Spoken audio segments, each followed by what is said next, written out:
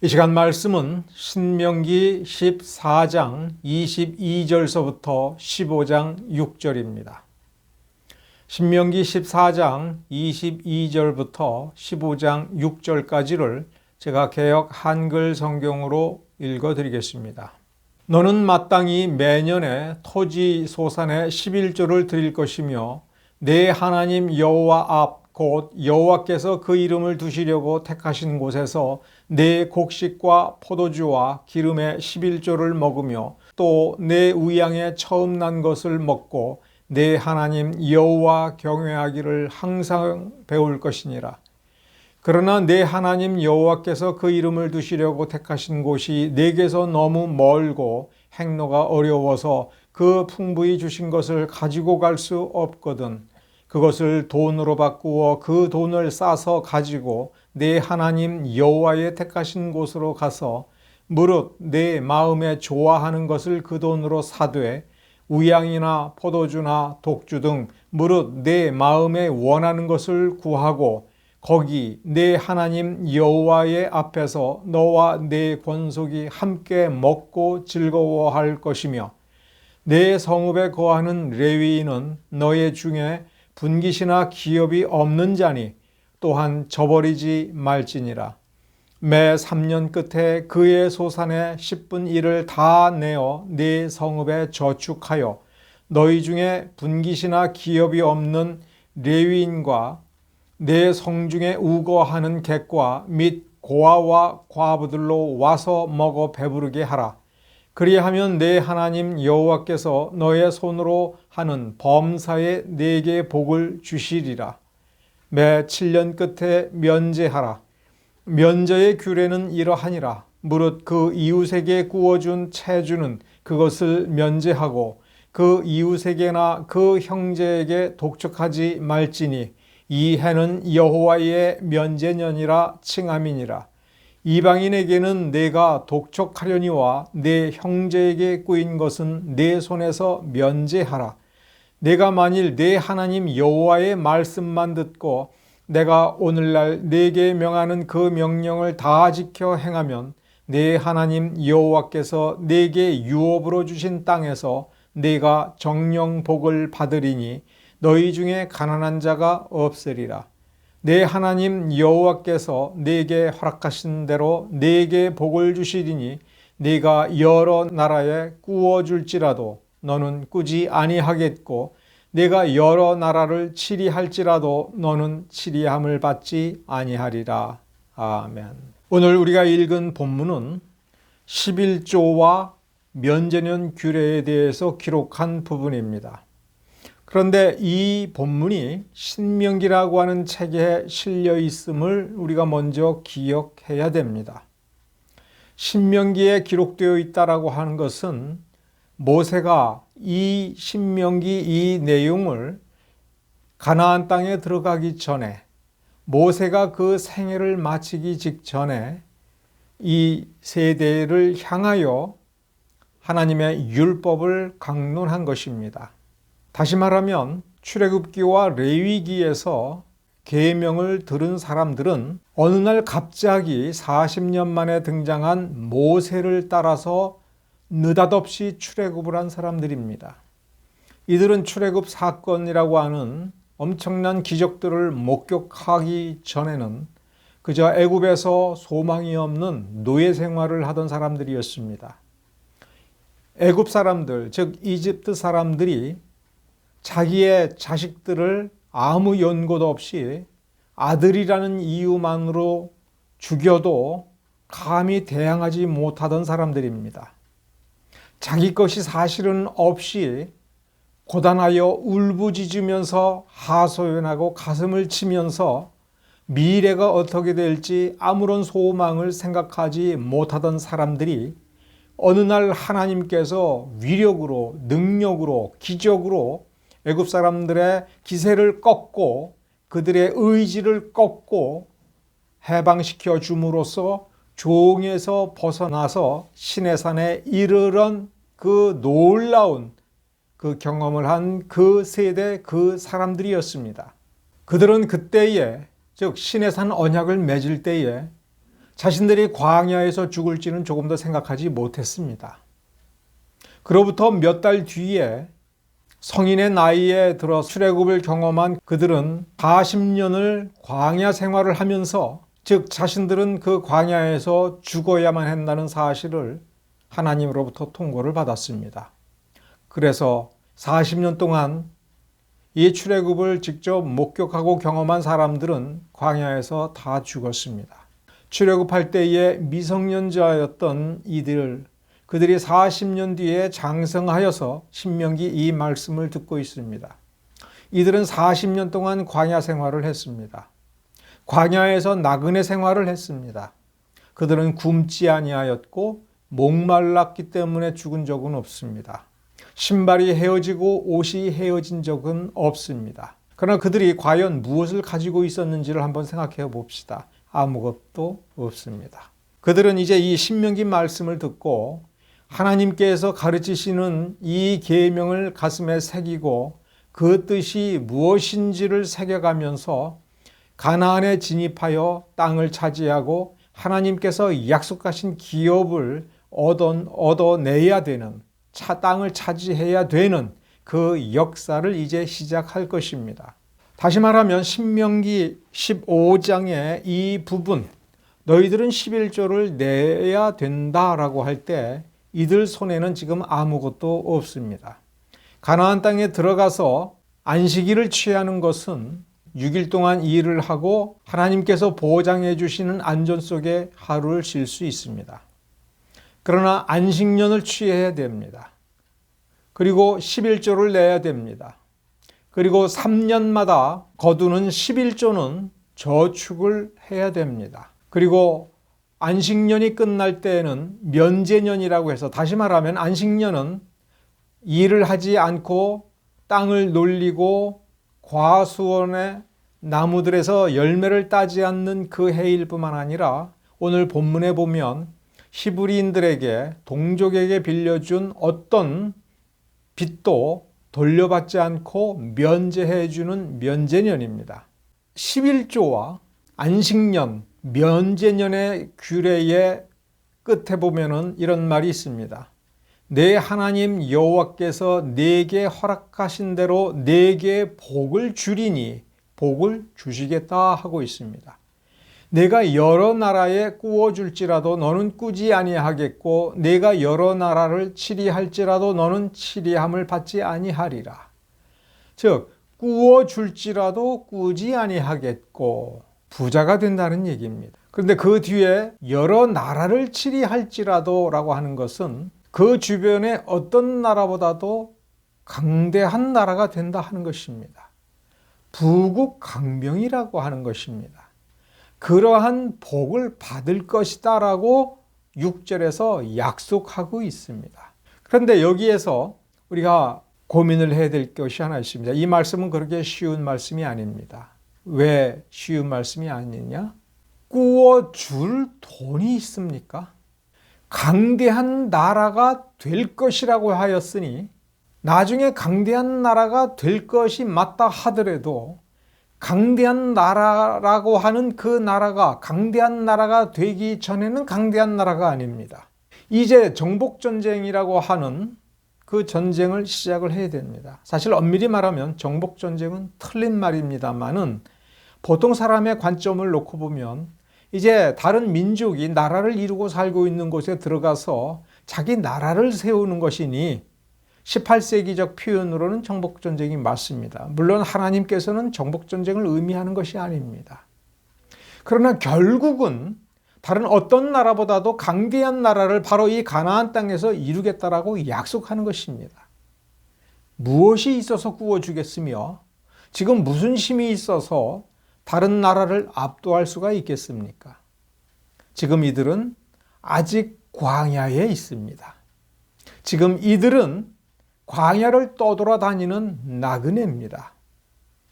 그럼 하나님께서 이제 가나안 땅에 들어갈 이들에게 매년 11조를 지켜라. 매년 11조 규례를 지켜라. 3년마다 11조를 모아라.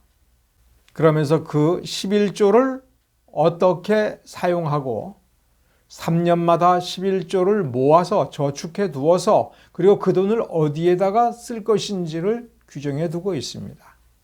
면제년에는 이웃에게 빌려준 돈을 탕감해 주는 거니까 빌려줄 때에는 면제년을 생각을 해서 그 전까지는 어느 정도 독촉은 할 수 있지만 면제년이 가까워온다고 해서 자기가 못 받을까 봐 안달을 하여 독촉은 절대로 해서는 안 된다라고 쓰고 있으니 이 11조와 면제년 규제를 그대로 지킨다면 이스라엘 사람들은 매우 가난해질 것입니다.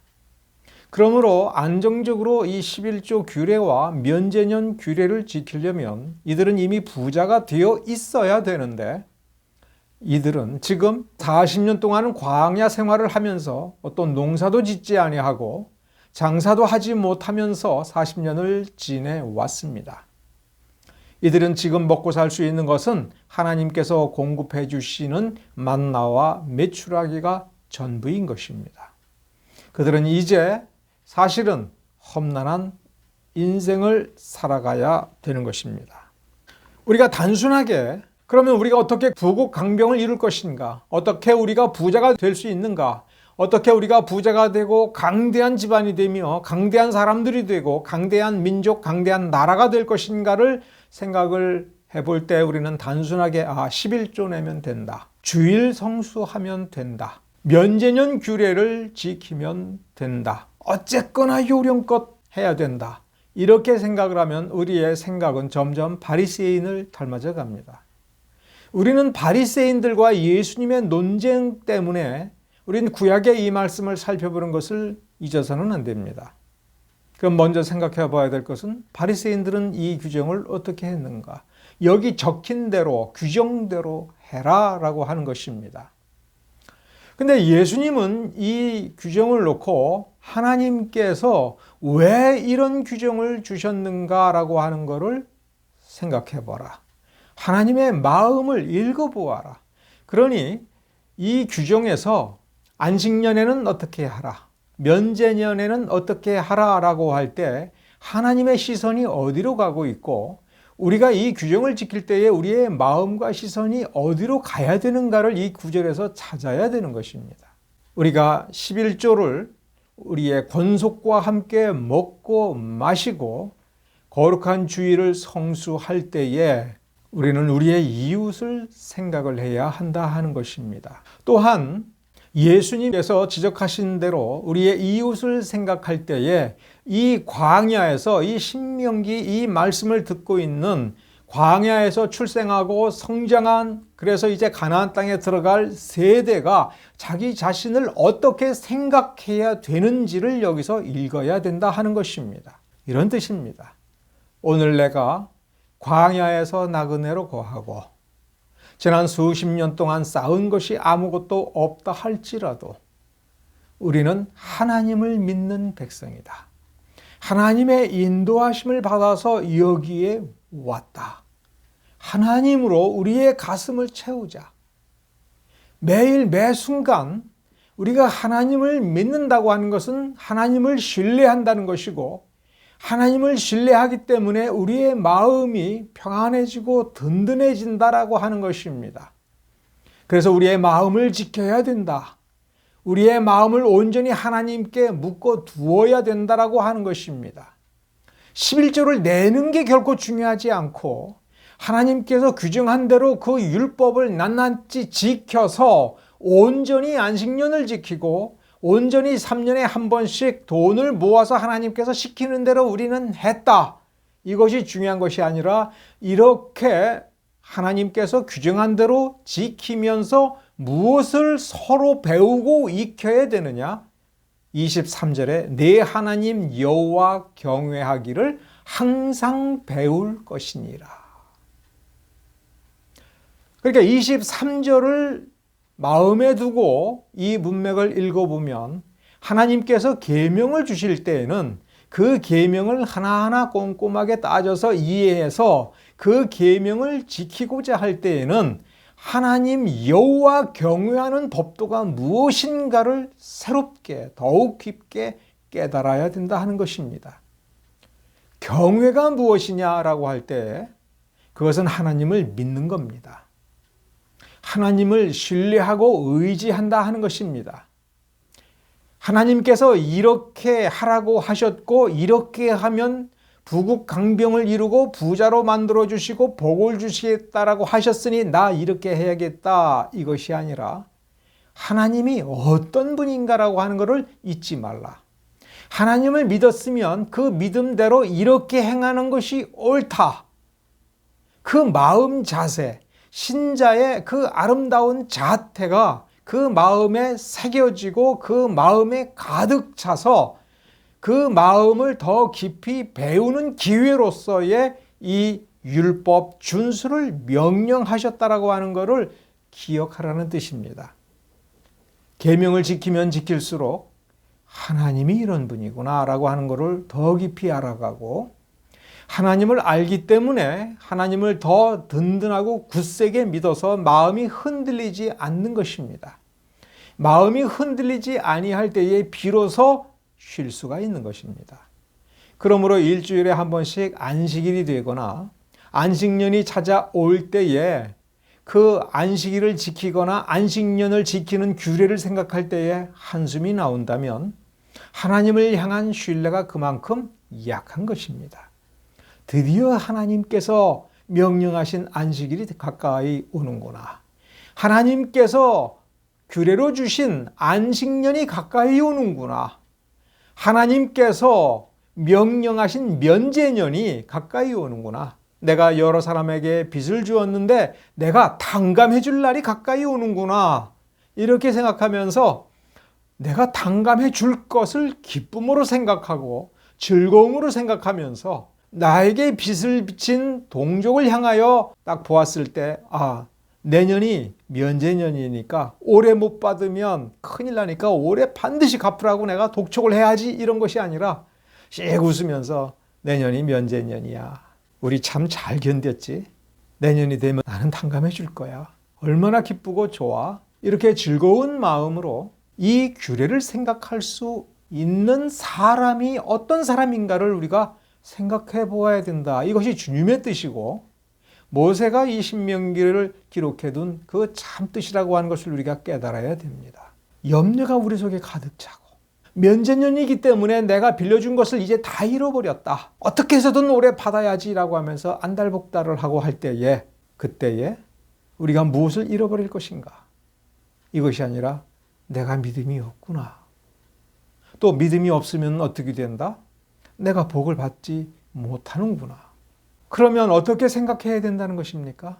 내가 저 사람에게 은혜를 베풀고 빚을 주고 면제년이 가까이 온다라고 하는 것을 알면서도 저 사람을 노예로 계속 붙잡아 두지 못하고 풀어줘야 되는 그 안식년이 가까이 온다는 걸 알면서도 내가 비싼 돈을 들여서 종을 사들이고 빚을 꾸어주고 할 때에 그것이 하나님이 내게 주신 복이다 라고 하는 것을 가슴 깊이 즐겁게 생각할 줄을 아는 게 믿음이며 하나님에 대한 신뢰이며, 그리고 그 신뢰를 따라 기꺼이 율법을 즐거운 마음으로 따라가는 것이 실천인 것입니다.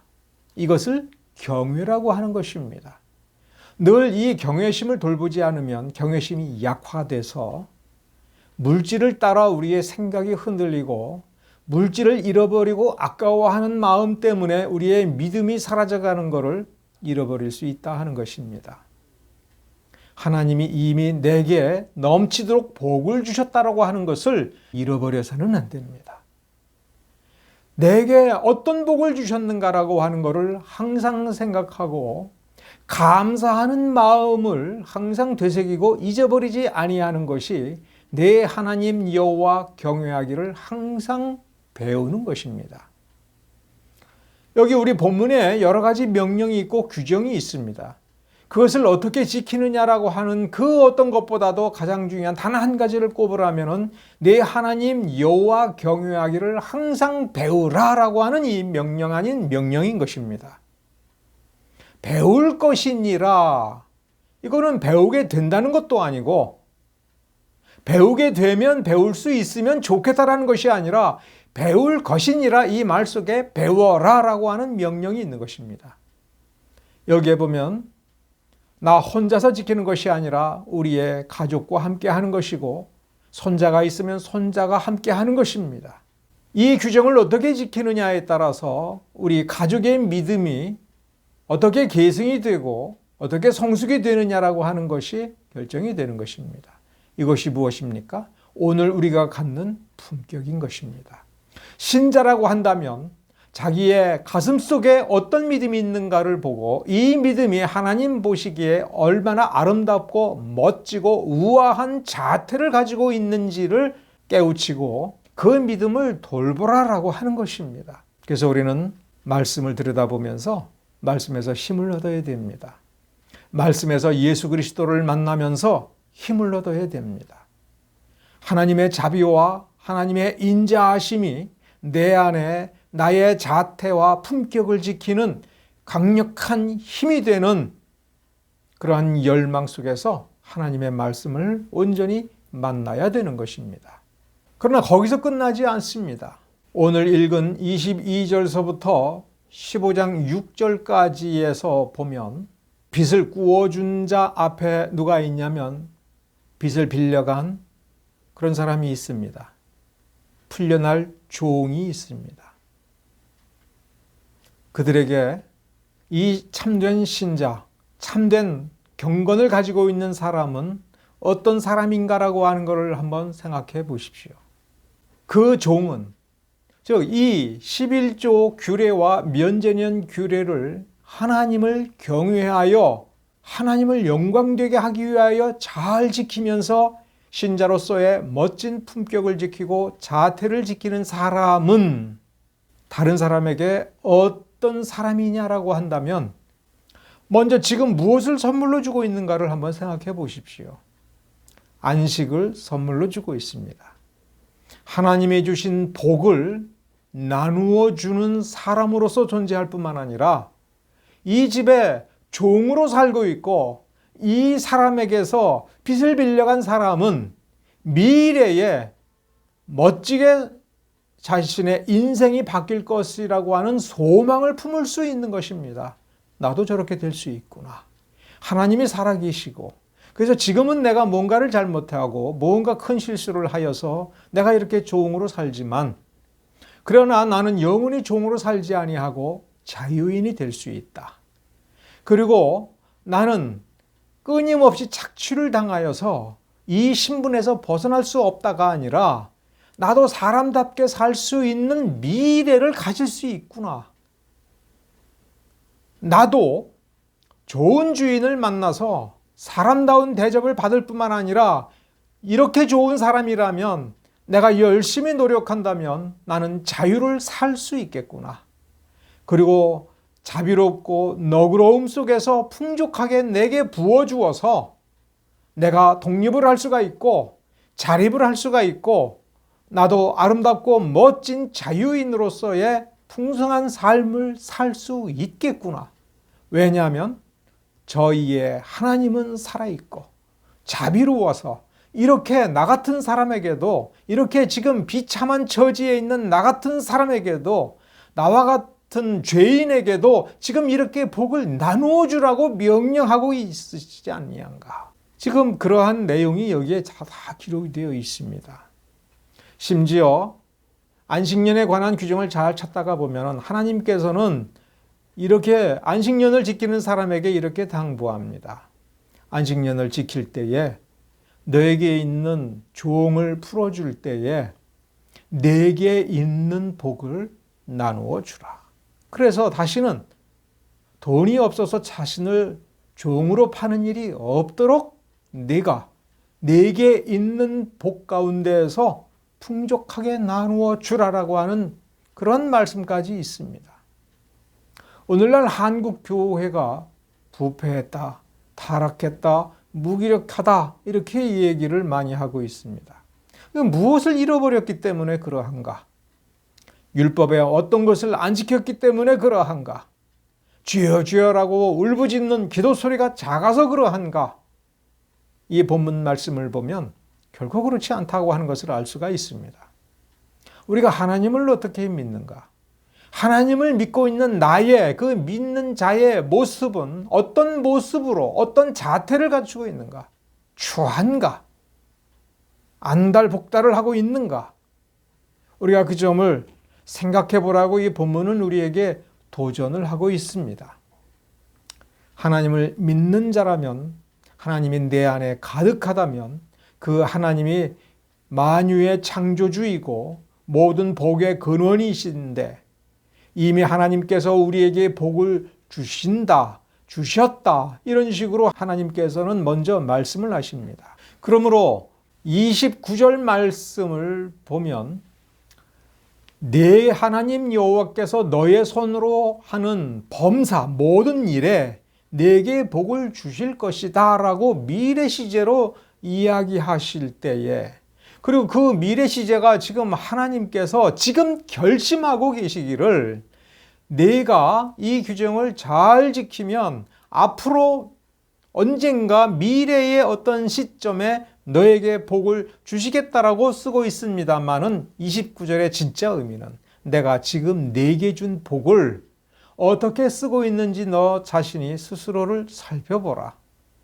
내가 하나님의 규정대로 너의 복을 즐거워하면서 기꺼이 나눌 때에 너는 더욱 넘치도록 복을 받을 것이 분명하며 너의 자자손손 복을 내가 분명하게 베풀 것이다 라고 약속하는 것입니다.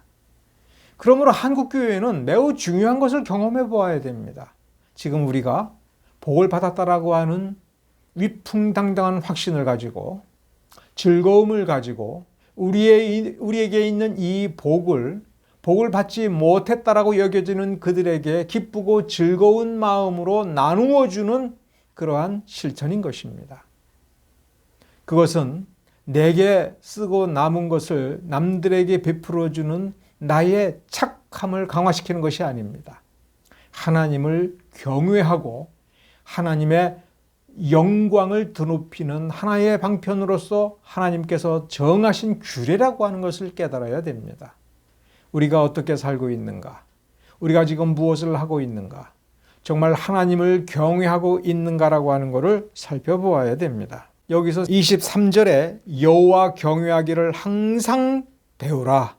이 구절만 생각하지 말고 다른 곳에 있는 몇몇 말씀을 생각해 봐야 됩니다. 레위기 25장 21절에 내 복을 너희에게 내려 그 소출이 3년 쓰기에 족하게 할지라.